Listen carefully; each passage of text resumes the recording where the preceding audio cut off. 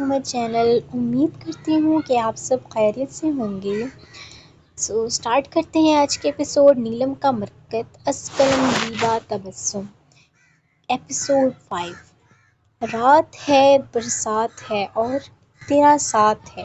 یہ خواب ہے، خیال ہے مگر کمال ہے. رات میرا برسا اور کیا خوب برسا. شہر قائد کو جل تھل کر گیا، پتا پتا نکھر گیا. نیلم اور سائیکا دونوں نے دادوں کے ساتھ فجر ادا کی اور اب چائے کی چسکیاں لے رہی تھیں جب تیز ہوا کے جھونکے کھڑکیوں سے ٹکراتے عجیب و غریب آوازیں پیدا کر رہے تھے. نیلم ان آوازوں پر کپکپاتے ہوئے کانوں پر ہاتھ رکھ لیتی. چڑیا سا دل ہے تمہارا تو. سائیکا ایسے موسم میں کئی بار یہ بات اسے کہہ دیتی تھی. لال بیگ، بارش کے کیڑے، چھپکلی، ہر چیز سے ڈر جاتی تھی وہ، یہاں تک کہ تیز کھڑکے کی آواز سے بھی. صبح 6:30 کے وقت سائیکا کا فون بجا تو وہ دادوں سے نظر بچاتی چائے کا مگ اٹھائے چھت پر آ گئی جہاں پھر سے بارش شروع ہو چکی تھی. مارچ کے آخری دنوں میں بارش کا ہونا کچھ عجیب نہ تھا. کراچی کے موسم کا ایک انوکھا ہی شیڈول تھا. اللہ تعالیٰ کچھ زیادہ ہی مہربان ہے تم لوگوں پر، ورنہ اسلام آباد میں تو ایک بوند نہیں برسی. حارث کی آواز اسپیکر سے آتے ہی سائیکا کے کانوں میں رس گھل گئی.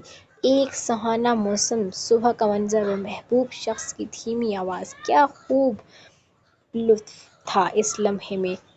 اس کا دل فنا ہونے کو چاہا.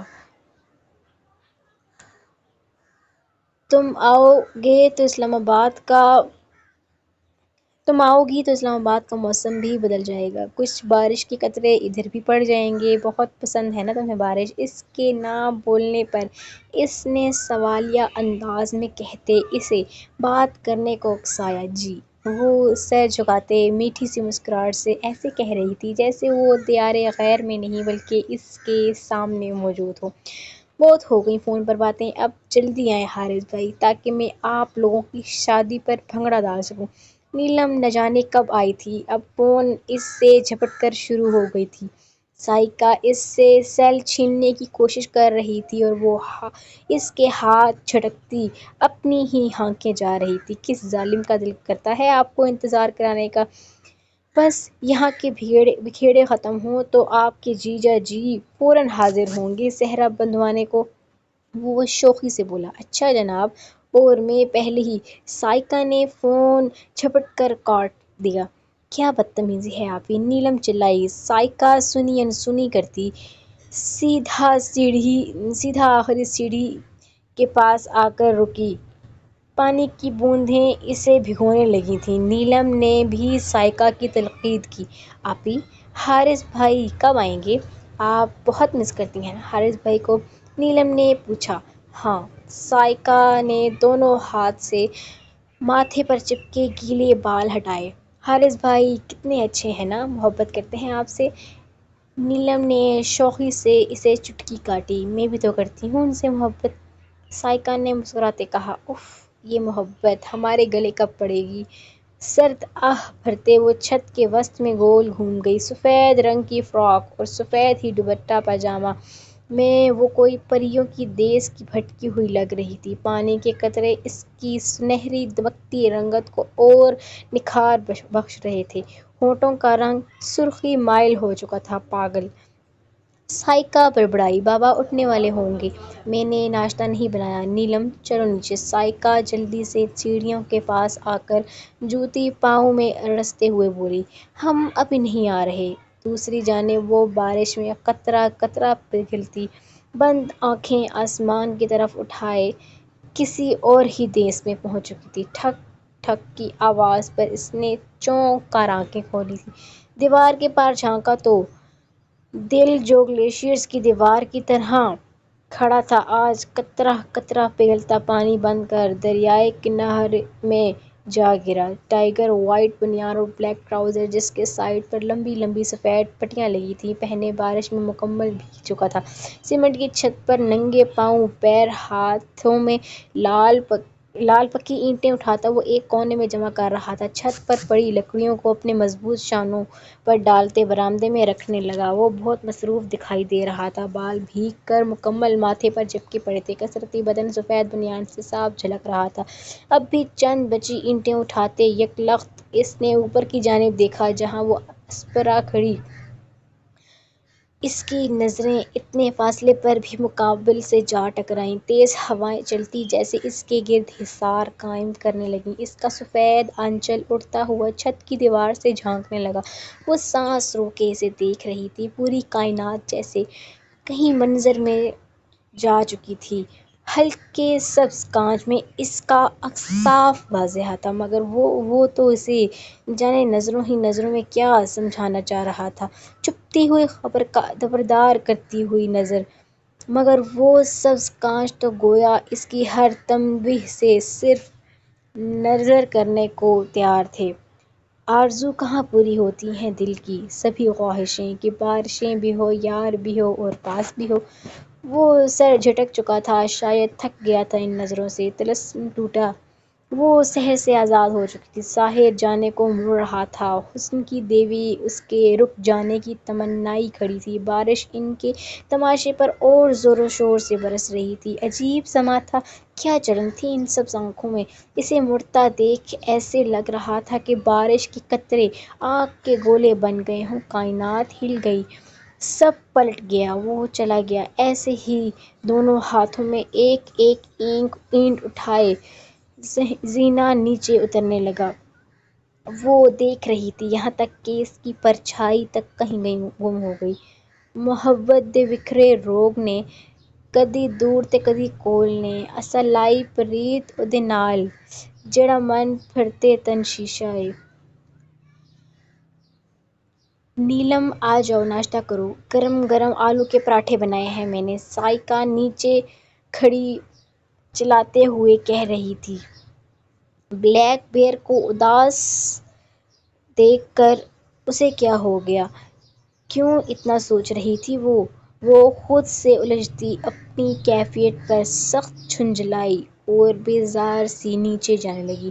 بارش کی بوندیں محبت کی ایک نئی داستان رقم کرنے میں شاید کامیاب ٹھہری تھیں۔ ایک نئی داستان، ایک نئی کہانی، ایک نئی محبت، ایک منفرد جذبہ، وقت کی تہوں میں لپٹی داستانوں کے انجام سے نڈر، ہر خوف دہشت سے آزاد، بس ابتدا کے منتظر، انجام سے بے خبر، پہچان سے انجان، آشنائی کی تمنائی، محبت یا جدائی۔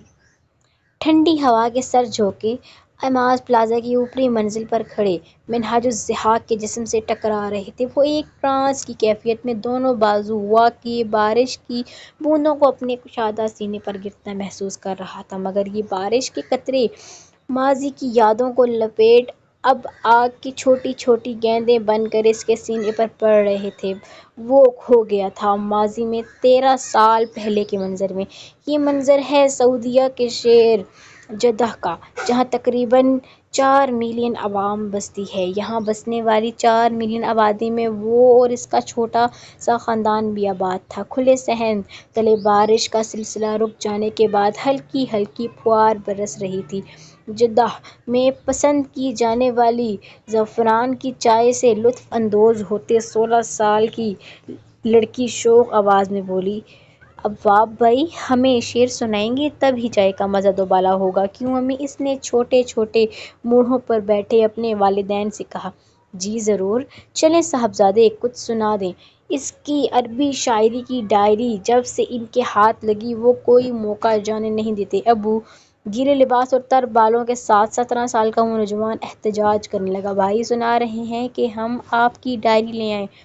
چھوٹی لڑکی نے دھمکایا۔ ابو آپ دیکھ رہے ہیں کائنات کو، وہ شکایت کرنے لگا۔ ہا ہا ہا، تم بھی نہ سنا دو نا، کیوں تنگ کر رہے ہو؟ امی کے کہنے پر اس نے کھا جانے والی نظروں سے بہن کو گھورا تھا۔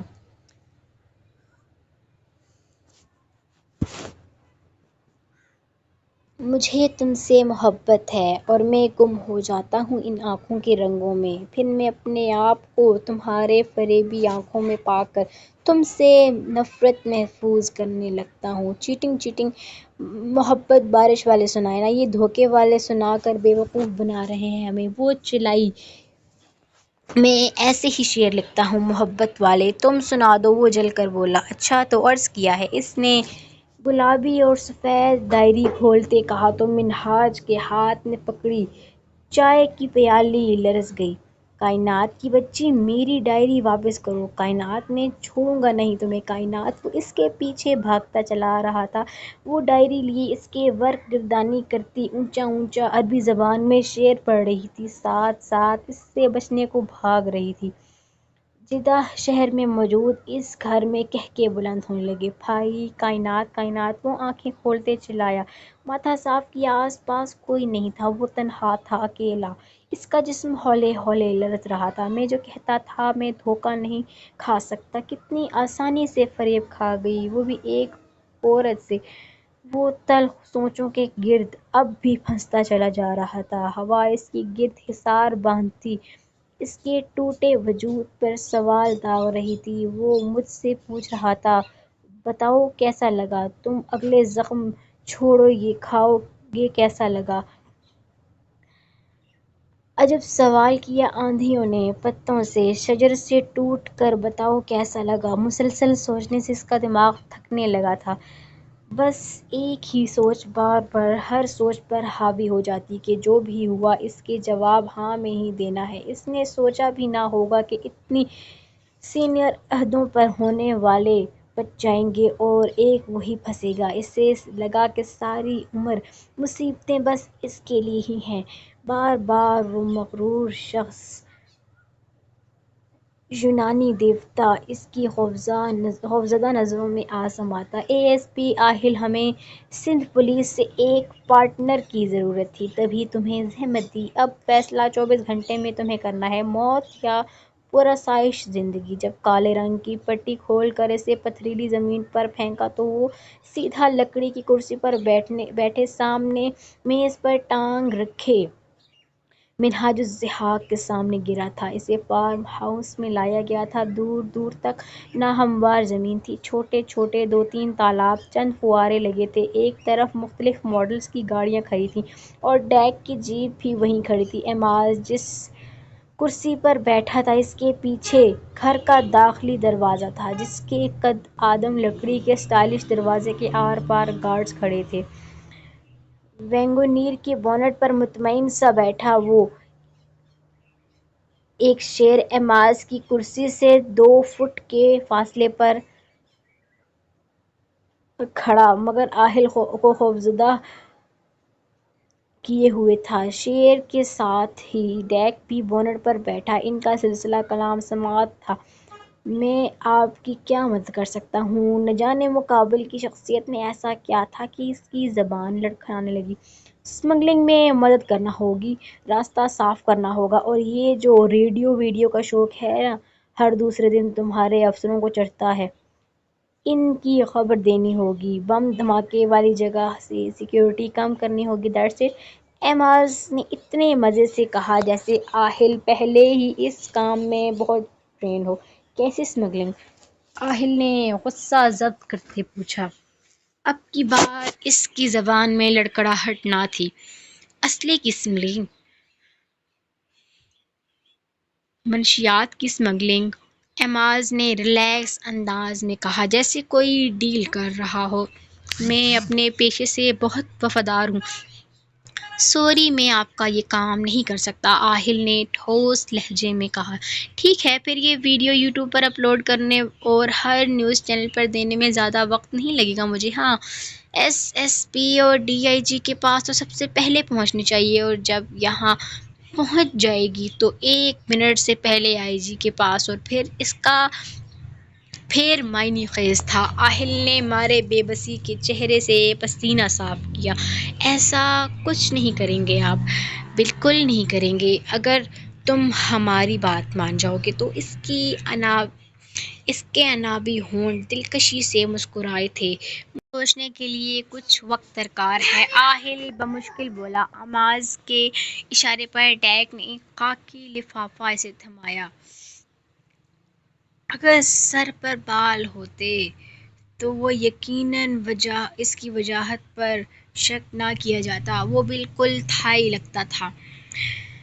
ڈیک نے وہ لفافہ آہل کی شرٹ کی جیب میں ٹھونس دیا۔ پولیس کی وردی میں حرام کا پہلا پیسہ جا چکا تھا۔ دیکھنا اب یہ تھا کہ یہ پیسہ آہل کا کتنا ایمان نکلتا ہے، 1/3، نصف، 3/3 یا مکمل۔ ڈیک نے اس کی جیب پر ہاتھ مارتے اس کی آنکھوں میں دیکھتے جانے کیا سمجھانا چاہا کہ آہل کے پورے جسم میں سنسنی دوڑ گئی۔ ایمان، منہاج الضحاک تنزیہ کہتا اپنی جگہ چھوڑ کر بنگلے میں گھس گیا۔ آہل کو یہ کہکا اپنے کانوں میں پگھلتے سیسے کی طرح معلوم ہوا۔ اس نے آنکھیں کھولی، اپنے آس پاس نظر دوڑائی۔ وہ اپنے آفس میں بیٹھا تھا۔ وردی پر موجود 2 بیجز کو اس نے چھوا۔ 2.5 سال کی محنت، اس کے ہونٹوں نے جنبش کی تھی۔ کیا فائدہ ہوا ان بیجز کا؟ اس نے تعصب سے سوچا۔ چند منٹ رہتے تھے۔ اسے ڈیک کو اپنے فیصلے کے متعلق آگاہ کرنا تھا۔ ایک سرد آہ خارج کرتے اس نے ضمیر کی آواز پر لعنت بھیجی اور سیل پر ڈیک کا نمبر ڈائل کرتے کان سے لگایا۔ ہاں، تو وہ کون سا حرام کما رہا ہے؟ باپ کا جملہ اس کے کانوں میں پڑا۔ ضمیر نے پھر جھنجھوڑا، مگر موت کا خوف، پیسے کا نشہ، ہر چیز پر حاوی ہو چکا تھا۔ کال اٹینڈ کی جا چکی تھی۔ میں تیار ہوں، ہر کام میں تمہاری مدد کے لیے۔ پورا دن وقفے وقفے سے برسات ہوتی رہی، یہاں تک کہ کالی چادر اوڑھے سورج کو دور دھکیلتا اندھیرا کرتا آسمان نظر آنے لگا۔ وہ سفید لمبے گھیرے دار فراک میں ملبوس اس کے پیچھے بھاگ رہی تھی، مگر وہ اس سے بھی تیز رفتار میں ہر رکاوٹ عبور کرتا، فتح کے جھنڈے گاڑتا بڑھتا جا رہا تھا۔ ہر گاڑی، ہر وادی کو پھلانگتا، کوئی شے اسے روکنے کی جیسے طاقت نہ رکھتی ہو۔ وہ اپنا لباس تھامتی اس کے پیچھے تیز رفتار میں دوڑتی ناکام ہوتی جا رہی تھی، مگر ایک جنون تھا اسے پا لینے کا، اس کی رفتار کا مقابلہ کرنے کا، اس کے برابر آنے کا۔ تبھی وہ اس کی تقلید میں آگے بڑھتی جا رہی تھی۔ گھنا جنگل، اونچے اونچے پہاڑ، اونچے درخت۔ وہ ہانپنے لگی، گھٹنے پر ہاتھ رکھتی ٹھہر گئی، شاید ہمت جواب دیے گئی تھی۔ اچانک اس کے سر پر کوئی روشنی پڑ گئی۔ اوپر دیکھا، آنکھیں چندھیانے لگیں، پھر اپنے آس پاس نظر دوڑائی۔ Black beer! اس نے پشت کیے کھڑے ٹائیگر کو دیکھا اور اسے پکارا۔ اچانک اس میں سے پرچھائیاں نکلنے لگیں، ایک ایک کر کے وہ اسی کے قد کاٹ کے ہولے اندھیرے میں آدھے گول دائرے کی شکل میں کھڑے ہو گئے۔ وہ کوئی 5 تھے۔ ان 5 میں سے ایک دھیرے دھیرے چلتا آگے آیا۔ روشنی میں صرف اس کا چہرہ دکھنے لگا۔ وہ ٹائیگر تھا۔ بلیک بیئر، کیا تم راضی ہو؟ وہ سراپا سوال بنی کھڑی تھی، آنکھوں میں آس لیے۔ مار دو اسے! ٹائیگر نے ہتھیلی اس کے سامنے پھیلاتے اس کی پشت پر موجود حوالے کی جانب اشارہ کیا۔ اس نے اس کی ہتھیلی دیکھی، جہاں سیاہ رنگ کا ریوالور پڑا تھا۔ وہ پلٹی، سفید بھورے بالوں سے بھرے مضبوط ہاتھ میں سرخ رنگ کے کھلے گلابوں والی باسکٹ تھی، اور اس میں موجود ایک گلاب کے اندر پڑی ہیرے کی انگوٹھی جگمگا رہی تھی۔ پسٹل یا گلاب؟ مار دو اسے، اگر تم مجھ تک آنا چاہتی ہو تو۔ جنگل کے گھپ اندھیرے میں اس کی آواز اونچے درختوں سے ٹکراتی پلٹی تھی۔ لوگ آتے ہیں اور چلے جاتے ہیں۔ گلاب تھامے وہ حوالہ بولا تھا۔ اس نے میکانیکی انداز میں ریوالور اس کی ہتھیلی سے اچک لیا۔ وہ پسٹل تان چکی تھی۔ اچانک ایک ہاتھ اس کے ہاتھ پر آ ٹھہرا۔ اس نے ہلکے سے گردن موڑی۔ Black beer! وہ مسکرائی۔ گولی نکل چکی تھی۔ ٹھا کی آواز پر درختوں کی ٹہنیوں پر اونگتے پرندے چڑچڑاہٹ پیدا کرتے اڑنے لگے۔ گلابوں کی ٹوکری گر چکی تھی۔ ایک اور ٹھا کی آواز، پورا جنگل گونج اٹھا۔ کانوں پر ہاتھ رکھے وہ چیختے ہوئے نیچے بیٹھتی چلی گئی۔ آہ! کیا ہوا؟ کیا ہوا نیلم؟ نیلم سائیکا نے روشنی کرتے پوچھا۔ سارا کمرہ روشنی میں نہا گیا، جیسے نیلم پسینے میں نہائی ہوئی ہانپ رہی تھی۔ کیا ہوا میری گڑیا، میری جان؟ سائیکا نے اس کے چہرے کو ہاتھوں کے پیالے میں لیتے دریافت کی۔ کوئی خواب دیکھا ہے کیا؟ اس نے نیلم کے بال سنوارتے پوچھا۔ وہ سائیکا کے سینے میں سر چھپاتے اس کے ساتھ چمٹ گئی اور اس کا جسم اب بھی ہولے ہولے کانپ رہا تھا۔ کیا ہوا گڑیا؟ خوف سے ڈر گئی وہ اسے ساتھ لگائے پیار سے پوچھنے لگی۔ آپی، ہم نے اس کو مار دیا، ہم نے قتل۔ وہ بے ربط بولتی اس سے الگ ہوتی اپنے ہاتھوں کو ایسے دیکھنے لگی جیسے ان پر خون لگا ہو۔ گڑیا، تم ڈر گئی ہو؟ خواب میں تو جن بھوت آتے ہی رہتے ہیں۔ چلو شاباش، پانی پیو اور آیت الکرسی اور چاروں کل پڑھ کر سو جاؤ۔ سائیکا نے پانی کا گلاس اس کے لبوں سے لگایا، پھر چادر اس کے اوپر برابر کرتی اس کے ساتھ ہی لیٹ گئی۔ نیلم نے آنکھیں موندیں، اب وہ کافی حد تک پرسکون ہو چکی تھی۔ پھر سے وہی الفاظ اس کے کانوں میں بجنے لگے۔ یہ کون سی زبان تھی؟ یہ کیا الفاظ تھے؟ کیا معنی تھے ان کے؟ وہ بے بسی سے سوچنے لگی۔ پوری رات آنکھوں میں کٹ گئی۔ قاتل گناہ کرے زمانے میں رہ گئے، ایک ہم تھے کہ اشک بہانے میں رہ گئے، پتھروں کا وجود دے سکتے تھے مگر ہم دل کے آئینے کو بچانے میں رہ گئے۔ مہینہ تقریباً گزرنے کو تھا۔ سر ایگل اپنے کام مکمل ذمہ داری اور بغیر ہیرا پھیری کے کر رہا ہے، جبکہ چھوٹے صاحب نے ایک بار پیسہ چوری کا کہہ دیا اور دوسری بار پارٹی تک مال ہی نہیں پہنچا۔ یہ آخری چانس تھا چھوٹے صاحب کا، مگر پارٹی نے کہا کہ جو مال اس نے ڈیلیور کیا ہے اس میں ہیروئن نہیں بلکہ چینی کا پاؤڈر ہے۔ اب بتائیں اس کے ساتھ کیا کرنا ہے؟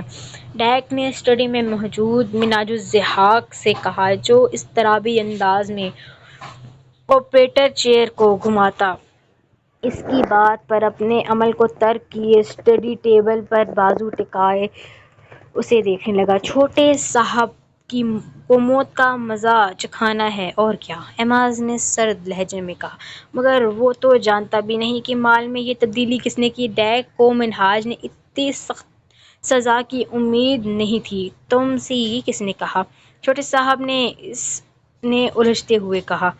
کیا ثبوت ہے کہ وہ سچ کہہ رہا ہے؟ ایماز نے کڑے تیوروں سے گھوری دی۔ وہ شٹ اپ، دماغ خراب مت کرو میرا۔ شام میں چھوٹے صاحب کی زندگی کا چراغ بجھاتا ہوں میں۔ مجھے نفرت ہے دھوکے سے، فریب سے۔ وہ دانت پیستے کھویا ہوا، پھر اچانک چیئر سے اٹھا اور ایک زوردار مکہ میز پر موجود شیشے کی سطح پر رسید کیا۔ وہ لمحہ ہی کتنا مذاق اڑاتا ہنستا ہوا محسوس ہوا جب آپ کو پتہ چلے کہ کوئی آپ کو بیوقوف بنا گیا، دھوکہ دے گیا۔ منہاج الضحاک فریب کھا گیا۔ نفرت، شدید نفرت ہے مجھے اس جملے سے۔ وہ جنونی ہو چکا تھا۔ نفرت ہے مجھے دھوکہ دینے والوں سے، فریب کھانے والوں سے۔ مجھے نفرت ہے خود سے۔ وہ پاگلوں کی طرح چلاتے ہوئے ہر شے زمین بوس کرتے جا رہا تھا۔ سارے شو پیس، پین، مارکرز، کتابیں، شیلف، ہر چیز کو مار مار کر اپنا ہاتھ لہو لہان کر چکا تھا۔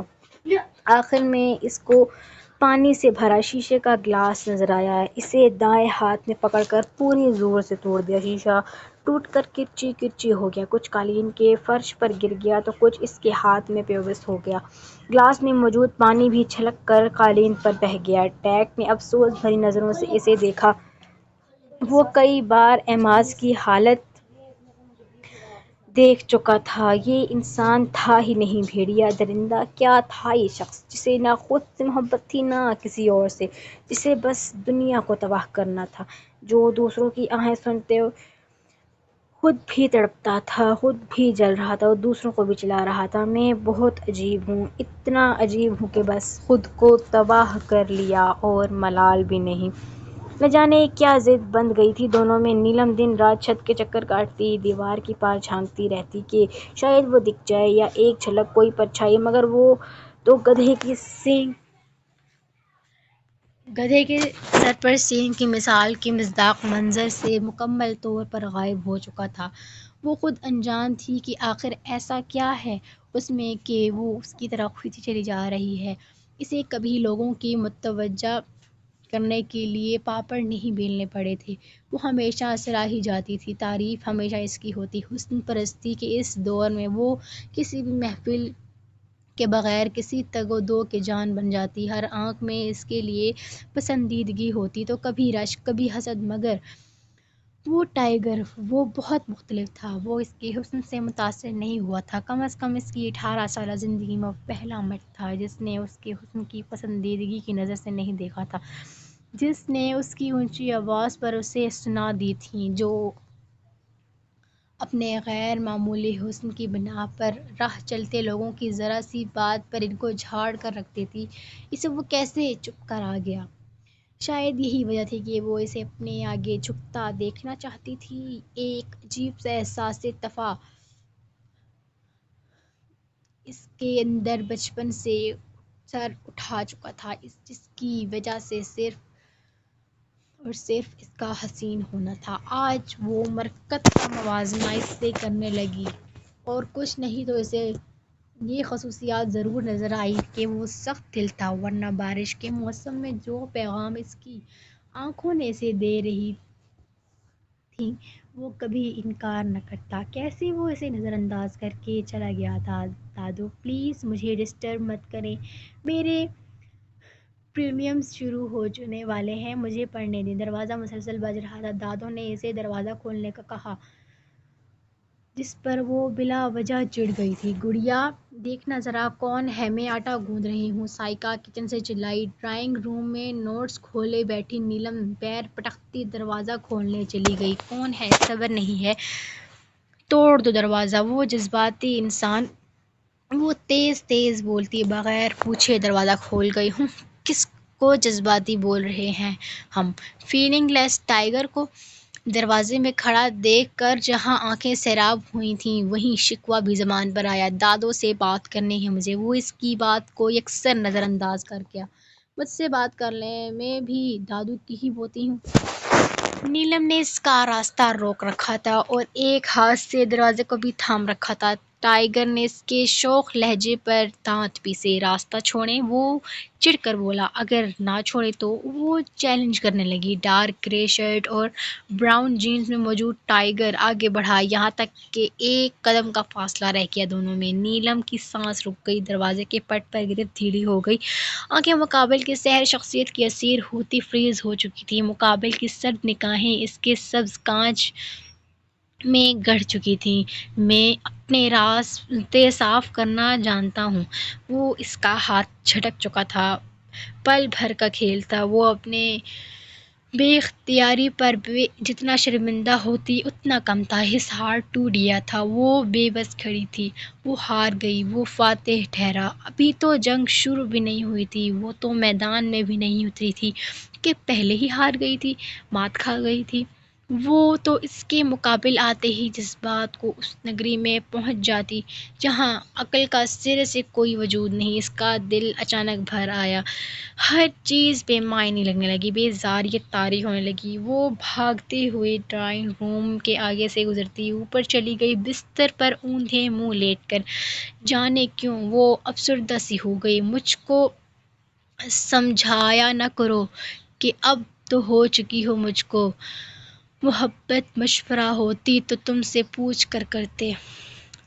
میں سچ کہہ رہا ہوں، مجھے نہیں پتا کہ یہ سب گھبراہٹ کے اور خوف اور دہشت کے مارے اس سے کچھ بولا نہ گیا۔ ایماز پلازا کے بیسمنٹ میں موجود موت کا سا اندھیرا پھیلا ہوا تھا۔ دہشت تو اس جگہ کو دیکھ کر ہی طاری ہو جاتی تھی، اس پر منہاج الضحاک کا وہاں ہونا، وہ بھی موت کی خبر کے ساتھ۔ ایسے میں تو بے موت بندہ مر جائے۔ میں نے تم سے صفائی مانگی؟ ایماز تیکھے تیور لیے کہہ رہا تھا۔ چھوٹے صاحب سوجے منہ کے ساتھ بائیں کروٹ پر پڑا تھا، 2 دن کا بھوکا پیاسا، اس پر بار بار پریشر سے پانی چھوڑ دیا جاتا۔ وہ تو حقیقی معنوں میں عقل و خرد سے بیگانہ ہو رہا تھا، ہاتھ جوڑے بے بس پڑا تھا، ٹانگیں مڑ چکی تھیں، پیر اکڑ پڑے تھے۔ اگر کوئی انسان اسے اس حالت میں دیکھ لیتا تو کلیجہ منہ کو آ جاتا۔ اس کی زبان تک باہر کو لٹکی ہوئی تھی ایک سنہری مائل بلب کی روشنی میں لکڑی کی کرسی پر وہ یونانی دیوتا سا وجیح شخص اس کی بات پر بے اختیار مسکرانے لگا۔ اتنا ہی ڈر تھا موت کا تو میری جان کیوں دھوکہ دیا مجھے؟ ہاں، وہ شیریں لہجے میں ایسے پوچھ رہا تھا جیسے ڈنر کا مینیو پوچھ رہا ہو۔ پتہ ہے تمہیں مجھے کتنی نفرت ہے دھوکہ دینے والوں سے اور فریب کھانے والوں سے۔ وہ دھیرے دھیرے چلتا اس کے بے بس وجود سے کچھ فاصلے پر کھڑا ہو گیا، پھر اس کے پاس ایک گھٹنا موڑ کر زمین پر ٹکایا اور دوسرا کھڑا کیے بیٹھ گیا۔ چھوٹے صاحب کے منہ سے سسکاریاں نکل رہی تھیں، جسم کانپ رہا تھا، آنکھیں سوج کر باہر کو ابل پڑی تھیں۔ دیکھو، میں نے فریب کھایا تو اس کی سزا خود کو دے دی۔ اس نے سفید پٹی بندھا ہاتھ آگے کرتے کہا، اب تمہاری سزا کی باری۔ اس کا لہجہ بدل چکا تھا۔ اس نے پسٹل چھوٹے صاحب کے منہ میں گھسیڑ دی۔ اس کی آنکھیں التجا کر رہی تھیں، بہہ رہی تھیں، وہ ہاتھ جوڑے ہوئے تھا۔ مگر مقابل انسان ہوتا تو رحم کرتا، اس کے پاس دل ہوتا تو احساس جاگتا، اس نے معاف کرنا سیکھا ہوتا تو معاف کرتا۔ وہ درندگیوں کی انتہاؤں کو چھو گیا۔ پورا میگزین چھوٹے صاحب کے منہ میں ہی خالی کر دینے کے بعد جب اس کو سکون نہ آیا تو اس کا چہرہ اپنے مضبوط بوٹ کے نیچے کچل دیا، سینے پر 2-3 بار اسی طرح بوٹ کی نوک ماری اور ایک زوردار ٹھوکر رسید کرتا اندھیرے میں گم ہو گیا۔ گڑیا کب سے بلا رہی ہیں دادو نیچے کیوں نہیں آ رہی؟ سائیکا نے اس کے ہاتھ سے ریاضی کی کتاب جھپٹ کر پیچھے کی اور ہلکی سی برہمی سے پوچھا۔ آپی، ہمارے امتحان شروع ہونے والے ہیں، پلیز تنگ مت کریں، وہ بیزاری سے بولی۔ بہت بری بات ہے گڑیا، آہل ایمن اور عائشہ کو لے کر آیا ہے، تمہاری ہم عمر ہیں، جاؤ گپ شپ کرو، بھلا گھر آئے مہمان کے ساتھ کوئی ایسا رویہ رکھتا ہے؟ سائیکا نے اسے نیٹ کا کالا دوپٹہ تھمایا جس کے کناروں پر بہت سے رنگوں کی ملی جلی لیس لگی تھی، اشارہ اس کے نیچے آنے کا تھا۔ آپی، نیلم نے احتجاج کیا، مگر وہ اسے کلائی سے تھامتے نیچے لے آئی جہاں ڈرائنگ روم سے خوش گپیوں کی آوازیں آ رہی تھیں۔ ماشاء اللہ، بھائی کو تو اب گاڑی بھی مل گئی ہے اور جلد ہی گھر بھی مل جائے گا۔ ریان بھائی کو بھی آہل بھائی نے کار لے کر دی ہے، مگر کرولا نہیں، عائشہ چہکتے ہوئے بتا رہی تھی۔ اللہ ترقی دے، برکت ڈالے۔ دادو نے پاس تخت پر بیٹھی عائشہ کو ساتھ لپٹاتے ماتھے پر بوسہ دیا۔ گڑیا آؤ نا، وہاں کیوں کھڑی ہو؟ آہل، جو ان کی باتوں پر پھیکے سے مسکرا رہا تھا، کالے رنگ کے شارٹ شرٹ اور کھلے ٹراؤزر میں بیزار سی نیلم کو دیکھ کر جیسے کھل اٹھا، ہونٹوں کی تراش میں مسکراہٹ مچلی۔ ظاہر ہے میرا گھر ہے، آپ کی اجازت کی ضرورت نہیں مجھے بیٹھنے کے لیے۔ اسے اس وقت خوش شکل آہل کی صورت دنیا کے تمام مردوں میں سب سے بری لگی تھی۔ ارے گڑیا، غصہ کیوں کر رہی ہو؟ عائشہ اور ایمن کے سامنے اسے کچھ سبکی محسوس ہوئی، مگر پھر بھی بشاشت بھرے لہجے میں کہہ رہا تھا، ہاں دادو، اور سائیکا کے سامنے نیلم سے یہ عزت افزائی اس کی کئی بار ہو چکی تھی۔ میرا دماغ خراب ہے جو بلا وجہ غصہ کر رہی ہوں۔ وہ تپ کر بولی، حسن کی تو بات ہی نرالی ہے۔ اس کی یہ بدتمیزی آہل کو ادا ہی لگی۔ گڑیا دیکھو، آہل بھائی نے مجھے اور ایمن کو گولڈ کے ٹاپس لے کر دی ہیں، تمہارے لیے بھی لائے ہیں۔ عائشہ جو بچپن سے نیلم سے امپریس تھی، جھٹ اس کا موڈ ٹھیک کرنے لگی۔ ہائے کتنے اچھے ہیں، کیا ضرورت تھی اس نک چڑی پر اتنے پیسے خرچ کرنے کی؟ دادو عائشہ سے ٹاپس پکڑتے بولی، جا پہلے چائے بنا، بہن کب کی لگی ہے، مدد کر اس کی، بعد میں دیکھ لینا۔ دادو نے ٹاپس تخت پر پڑے اپنے ڈبے میں ڈال دیے۔ آہل اور تقریباً تینوں نے مسکراہٹ ضبط کی۔ نیلم نے تینوں کو گھورا اور باہر نکل گئی۔ کیسا لگا گفٹ؟ سائیکا نے چائے بناتی نیلم سے ہنستے ہوئے پوچھا۔ اس نے بہن کو گھورا۔ اچھا، چائے نکال کر لے آؤ، میں سموسے لے کر جا رہی ہوں۔ سائیکا مسکراہٹ دباتی کچن سے نکل گئی۔ اس کے نکلتے ہی آہل نے دبے پیر کچن میں قدم رکھا۔ کالا سوٹ بھی کسی کسی پر جچتا ہے اور جس پر جچتا ہے واللہ کمال جچتا ہے۔ شعر پڑھنے کی آواز پر اس نے سر اٹھا کر دیکھا، وہ دیوار کے ساتھ ٹیک لگائے اسے ہی دیکھ رہا تھا۔ چند ثانیے کو ہاتھ میں پکڑا پین لرز گیا۔ آپ اندر جائیں، ہم چائے لے کر آ رہے ہیں۔ پورے جسم کا خون اب اس کے چہرے پر جھلکنے لگا۔ ہم تو آپ کی مدد کو آئے ہیں، آہل شریر لہجے میں کہتا۔ اس کے چند قدم آگے بڑھا۔ آہل بھائی، ہمیں آپ کی مدد کی ضرورت نہیں ہے، آپ جائیں۔ وہ ناگواری سے بولی۔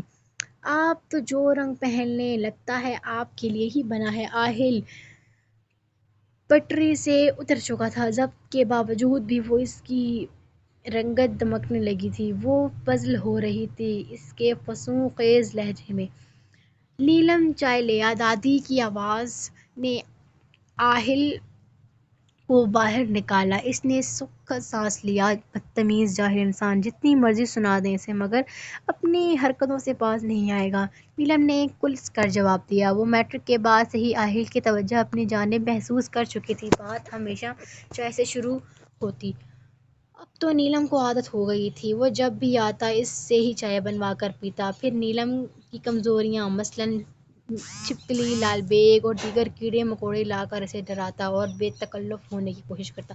دوسری جانب نیلم کے لیے آہل ایک عام سا انسان تھا۔ اس کی نظر میں آہل کے اندر کوئی بھی ایسی خصوصیت نہیں تھی جو اپنے ہمسفر، ہمدم اور ہمراہی میں دیکھنا چاہتی تھی۔ اس کے ذہن میں مرد لفظ سے ہی ایک مضبوط اور طاقتور شہ کا خاکہ بننے لگ جاتا۔ مرد مطلب نڈر، بے خوف۔ آہل نے اس کی سوچ کو سائیکا کے ذریعے جانتے ہوئے آرمی میں شمولیت کا سوچا، مگر وہاں اسے ناکامی کا سامنا کرنا پڑا۔ تبھی وہ پولیس میں بھرتی ہو گیا، لیکن وہ کمزور اور بزدل تھا اور اسے ایسا ہی رہنا تھا۔ عادل بدل جائے، فطرت نہیں بدلتی۔ سرسبز لان میں ہر طرف پھولوں کی کیاریاں بنی ہوئی تھیں۔ ہوا کے دوش پر لہراتے پھول فضا میں خوشبو بکھیر رہے تھے۔ ملازم کی رہنمائی میں وہ پلازہ کے اندر داخل ہوا۔ نہ جانے کتنی منزلیں تھیں اس پلازے کی۔ نظریں اٹھا کر دیکھنے پر اس کے گرد نہ جانے سے بھی خوف آنے لگتا تھا۔ زیادہ تر دروازے، کھڑکیوں پر شیشے کی سلائیڈ لگی تھیں۔ راہداری کے بعد لفٹ سے وہ تیسری منزل پر پہنچے، جہاں کوریڈور سے گزرنے پر ایک کشادہ ڈرائنگ روم تھا۔ سامنے ہی مہناج الضحاک ایک بازو صوفے کی پشت پر پھیلائے اور ایک ہاتھ گھٹنے پر ٹکائے انگلیوں کو ہلاتا کچھ گنگنا رہا تھا۔ آواز اتنی مدھم تھی کہ شاید وہ خود ہی سن پاتا۔ ٹانگ پر ٹانگ چڑھائے اس کے ہر انداز سے مغروریت کا ثبوت ملتا تھا۔ پاس کھڑے ڈیک نے اسے اندر آنے کا اشارہ کیا۔ Welcome, most welcome A S P Aahil Israr, ایماز نے مسکراتے ہوئے کہا۔ کار پسند آئی تمہیں؟ اس نے یوں دریافت کیا جیسے چھوٹی بائی کو سالگرہ کا گفٹ دیا ہو۔ جی، آہل نے ادب سے کہا۔ That's good, come and sit here. اس نے آہل کو اپنے سامنے والے صوفے پر بیٹھنے کا اشارہ کیا۔ میری زیادہ تر ڈیکنگ بلوچستان میں موجود تاجروں سے ہوتی ہے اور اس سے زیادہ تر سعودی کے لوگ ہیں۔ وہ مال سعودیہ تک کیسے لے کر جاتے ہیں یہ میرا مسئلہ نہیں، مگر کراچی سے بلوچستان تک سارا اسلحہ کس طرح پہنچانا ہے یہ میرا مسئلہ ہے، اور اس کو حل کرنے کے لیے مجھے تمہاری مدد چاہیے۔ ایماز ہلکا سا آگے کو جھکتا بولا۔ جی، میں آپ کی ہر ممکن کوشش کروں گا، آہل جلدی سے بولا۔ مہناج نے نفی میں سر ہلاتے انگلی سے بھی اشارہ کیا، پھر صوفے کی بیک سے ٹیک لگاتا بولا۔ ممکن ہی نہیں، ہر ناممکن مدد بھی کرنا ہوگی تمہیں۔ اس کا لہجہ سرد تھا۔ آہل کے گلے میں گلٹی سی ابھری۔ بائی دی وے، ایک بڑا مسئلہ ہے اور اس کو کیسے حل کرنا ہے یہ تمہارا مسئلہ ہے۔ ڈیک تمہیں ٹرک دکھا دے گا، نمبر پلیٹس لگی ہیں ان پر، 3 ٹرک ہیں، نمبر نوٹ کر لو۔ ہائی وے سے یہ ٹرک بغیر کسی رکاوٹ کے جانے چاہئیں، بغیر چیکنگ کے، اوکے؟ مہناج نے سوالیہ پوچھا۔ بے لچک انداز تھا اس کا۔ جی، آپ کا کام ہو جائے گا، آہل نے بمشکل تمام جملہ مکمل کیا۔ مجھے تم سے یہی امید تھی، ایماز مسکراتے ہوئے کہہ رہا تھا اور ایک جھٹکے سے اٹھا اور کوٹ کا بٹن بند کرنے لگا۔ ایک ہاتھ پینٹ کی جیب میں ڈالتا وہاں سے نکل گیا۔ اس کے جانے کے بعد ڈیک آہل کے سامنے بیٹھ گیا۔ ملازم ٹرالی دھکیلتا اندر آیا۔ ڈیک جو جوس کا ایک گلاس آہل کو پکڑایا اور ایک ریڈ وائن کا گلاس اپنے لیے بھرنے لگا۔ 1 ہفتہ ہے تمہارے پاس، کوئی ترکیب ڈھونڈو یہ کام کرنے کی۔ اس کا معاوضہ کیا ہوگا یہ اندازہ تو تمہیں ہو چکا ہے۔ ڈیک کے لفظوں نے جال بننا شروع کیا۔ آہل آہستہ آہستہ اس جال میں پھنسنے لگا تھا۔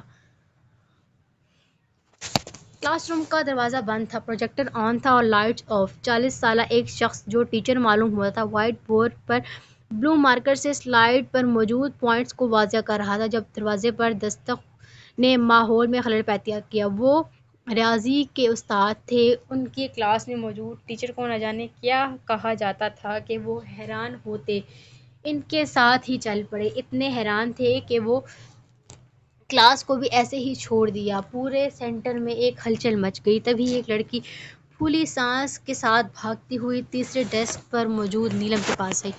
وہ نیلم، تم یہاں بیٹھی ہو اور باہر تمہارے دونوں بوائے فرینڈز آپس میں لڑ پڑے ہیں۔ آدھی اکیڈمی جمع ہو گئی ہے نیچے سڑک پر۔ اینڈ منسٹر کے روکنے پر بھی وہ نہیں رک رہے۔ اب تم ہی جا کر روکو انہیں، تمہارے علاوہ کسی کی نہیں سنیں گے۔ وہ لڑکی تیز تیز بول رہی تھی، یوں معلوم ہوتا جیسے گلے میں بفرز فٹ کر رکھے ہوں۔ کلاس میں موجود لڑکے لڑکیاں حیران شکل لیے نیلم کو دیکھنے لگیں۔ سب لڑکے اپنی نشستیں چھوڑ کر نیچے تماشا دیکھنے جا پہنچے، جبکہ لڑکیاں آپس میں خسر پھسر کرنے لگیں۔ نیلم کے حواس تھوڑے ٹھکانے پر پہنچے تو وہ جلدی سے اٹھی۔ ہڑبڑاہٹ میں نوٹ بک پنسل نیچے گر گئی، مگر وہ سیکنڈ فلور سے چند ساتوں میں ہی گراؤنڈ فلور تک پہنچ چکی تھی۔ گیٹ کے سامنے اسٹوڈنٹس کا ہجوم لگا تھا۔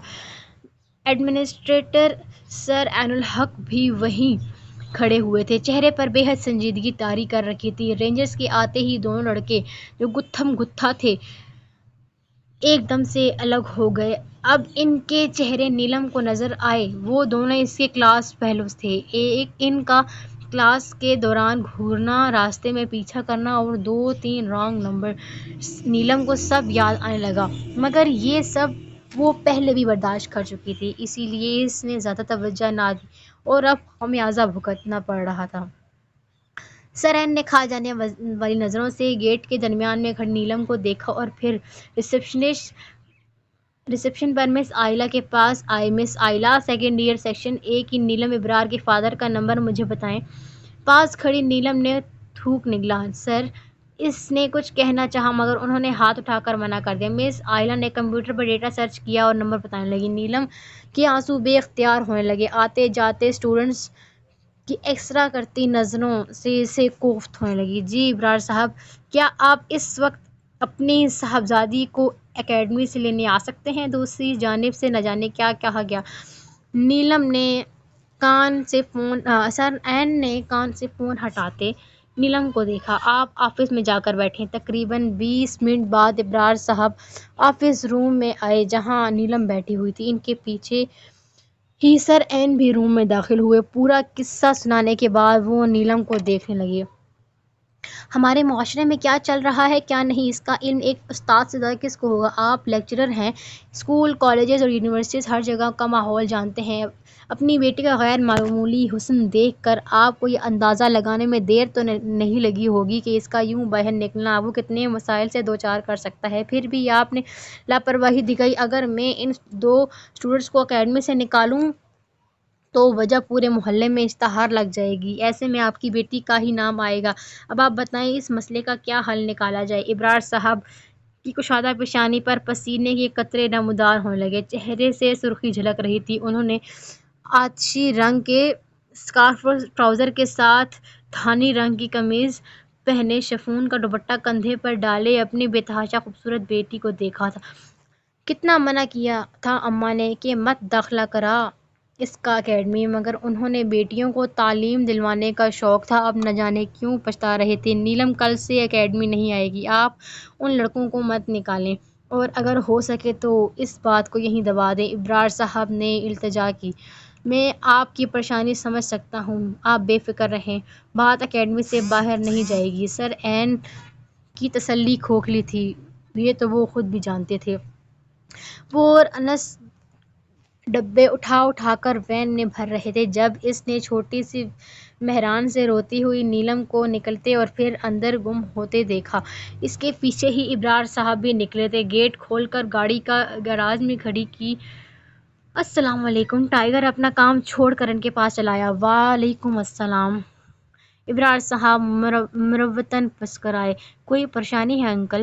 ٹائیگر کے پوچھنے پر وہ ٹھٹکے، نہیں بیٹا۔ وہ اس کا کندھا تھپکتے بولے اور پھر گاڑی اندر داخل کرنے لگے۔ ٹائیگر کچھ تذبذب کا شکار دوبارہ اپنے کام میں مصروف ہو گیا۔ میں تو پہلے ہی کہتی تھی مگر میری یہاں سنتا کون ہے؟ 18 کی ہونے لگی ہے، رخصت کر اسے۔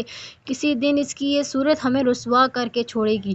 اسی دن کا ڈر تھا، اسی بدنامی جگہسائی سے ڈرتے تجھے کہا کرتی تھی کہ کر دے ہاں اس کی تائی کو۔ پہلے کی بات اور تھی، اب تو ماشاءاللہ آہل اچھا کماتا ہے، گاڑی لے لی ہے، پلاٹ لے چکا ہے، گھر بھی بن جائے گا۔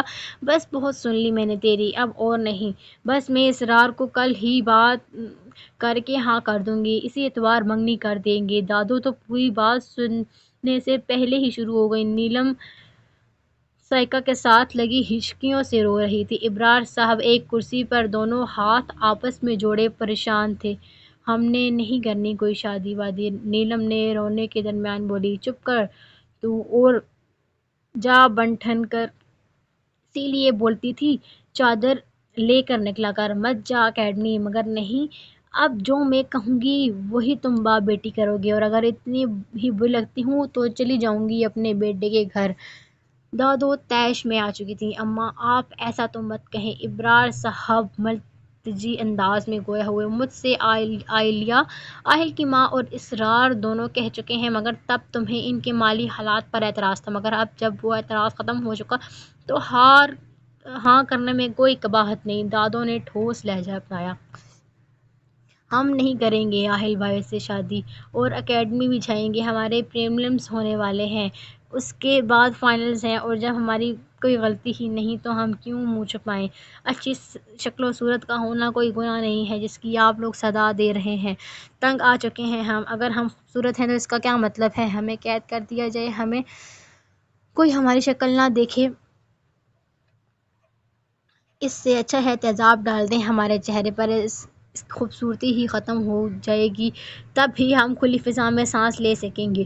وہ بے دردی سے آنسو پوچھتی ایک ہی سانس میں کہہ گئی، پھر اپنا بیگ اٹھایا اور اپنے روم میں چل دی۔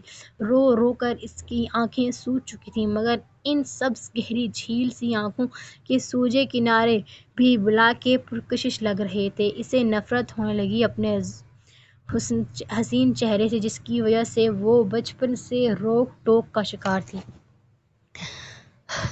ویورز، یہ تھی آج کی ایپیسوڈ۔ امید کرتی ہوں کہ آپ کو پسند آئی ہوگی اسٹوری، بٹ تھوڑا سا جو ہے نا اس میں ورڈنگ میں جو ہے نا کچھ غلطیاں ہیں، جس کی وجہ سے وہ ریڈنگ میں بھی مسئلہ ہو جاتا ہے۔ تو انشاءاللہ کوشش کروں گی کہ اگلی بار جو ہے نا زیادہ اچھی ایپیسوڈ دیکھ سکوں۔ باقی کائنڈلی مجھے سپورٹ کیجیے، اور انشاءاللہ ملتے ہیں بعد میں۔ دعاؤں میں یاد رکھیے اور اپنا بہت سارا خیال رکھیے۔ اوکے، اللہ حافظ۔